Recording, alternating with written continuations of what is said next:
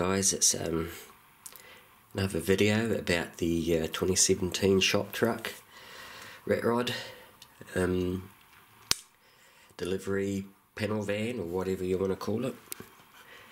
In the last video I was saying I'd probably do the door here, but the beauty of making shit up as you go along is you can pretty much go wherever you like.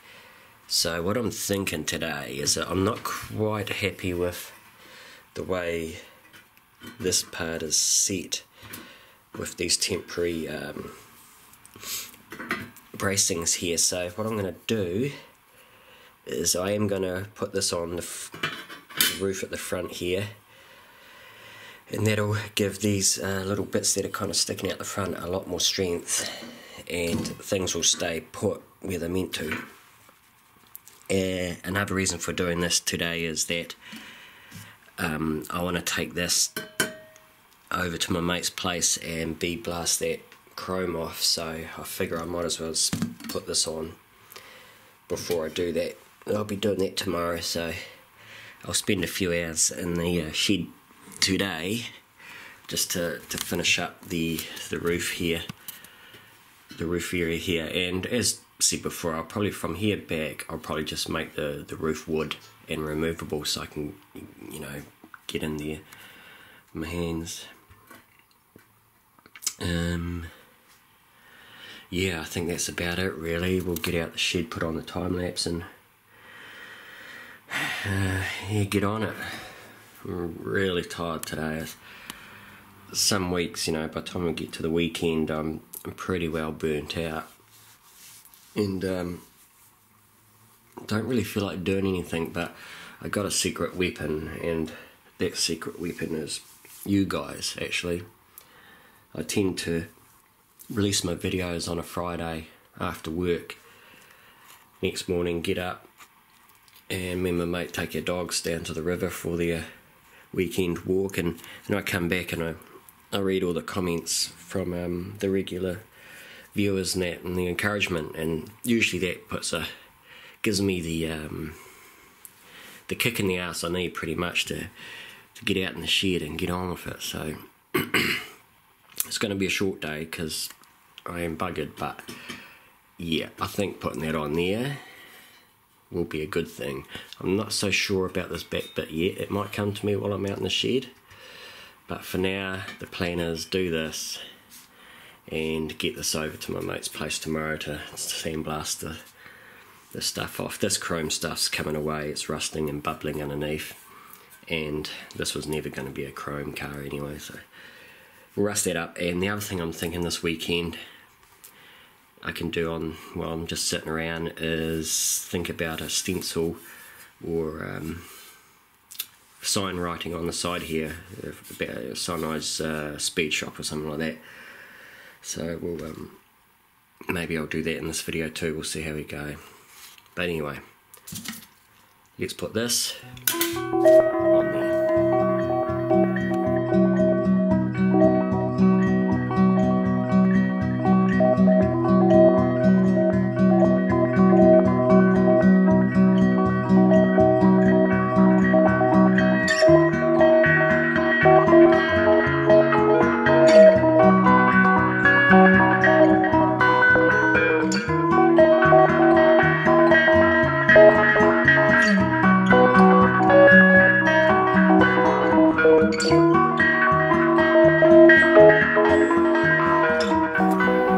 Check that out, guys.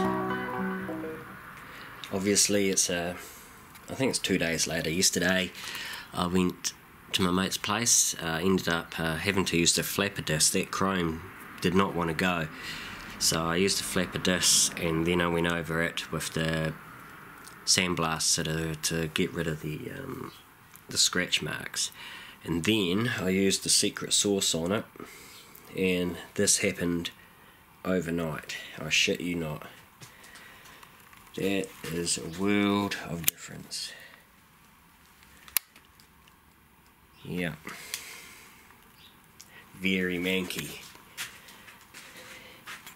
So as you can see, using scrap metal of different types of compounds or whatever you call it. This here from the computer cases didn't take the rust straight away, so what I'll do is I'll use a paintbrush and just paint the rusting solution on this one so it's more targeted, and I won't be spraying it no more. Here's the Secret Sauce bottle. So I gave that a spray last night, left it out overnight, and yeah, rusted up real quick. The Secret Sauce, very simple. Go into your kitchen, get yourself some white vinegar and some table salt. Mix it together, bit of water maybe, and you're off. You don't need no chemicals and stuff. This stuff is just crazy. One night it was silver when I went to bed, now it's brown. Interesting thing, if you can see the way these are pulled in here on at the bottom like that, that happens after I sandblast it for some reason. It happened with those rear quarter panels too on the other rat rod. Not entirely sure why, but it pinches it in at the bottom. It's kind of a happy accident really, because it's actually close to the real panel shape, and that'll pinch together on the base of the chassis, so I'm not too worried about that. Right, I'll go and get the roller, drop this on top, and we'll see how it looks.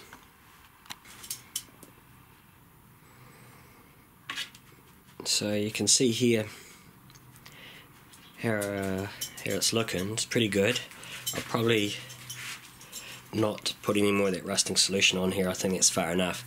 Next thing I'll do, actually, I'll just get this to draw some rust through here. Then I'll give that a light coat of matte black, same as I did with the cowl. Then I'll put it back outside, draw the rust through, and that should match pretty good. So I'm going to fill in this hole today. Got my little bag of popsicle sticks from the craft store and my garden shears, and I'll just cut them to length pretty much to sit on these two little rods that I welded in the other day, and just cut them, put them back, and yeah, glue them together with a bit of super glue I suppose, and I should be able to pop this out in and out to get my hands in there. Once I've glued this together, I've got some old used car oil in a milk bottle that I'll just pour onto it to stain it. A bit of old car oil, it worked before in the past, so that's what I'll use, so it'll be a darker brown to match the rest of the body. So I'll set the camera up, put it on time lapse, turn my garage radio back on, and do this part now.